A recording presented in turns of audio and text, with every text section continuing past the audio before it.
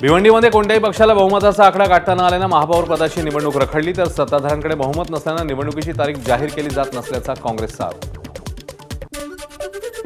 अजित पवारांवर अंत्यसंस्कार करण्यात आलेल्या ठिकाणी जात युगेंद्र पवारांनी घेतलं दर्शन. बारामतीच्या विद्याप्रतिष्ठान मैदानात करण्यात आले होते अंत्यसंस्कार. नवी मुंबई महापालिकेत सत्ता येताच भाजप ॲक्शन मोडमध्ये. प्रशासकीय राजवटीतील 6 वर्षात झालेल्या विकास कामांची श्वेतपत्रिका काढणार. शहापूरच्या आटगाव रेल्वे स्टेशन समोरील दुमजली जुन्या घराला अचानक आग. घराचा वरचा मजला पूर्णपणे जळून खाक. कुटुंब वेळीच बाहेर पडल्यानं कोणतीही जीवितहानी नाही.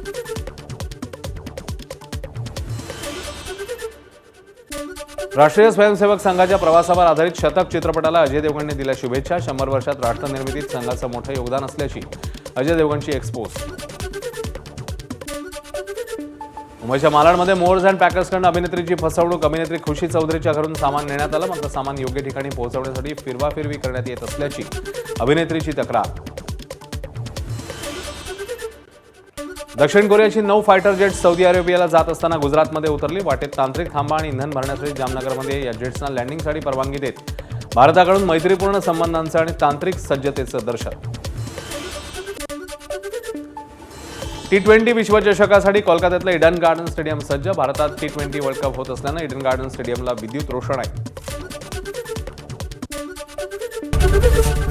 एबीपी माझा, उघडा डोळे बघा नीट.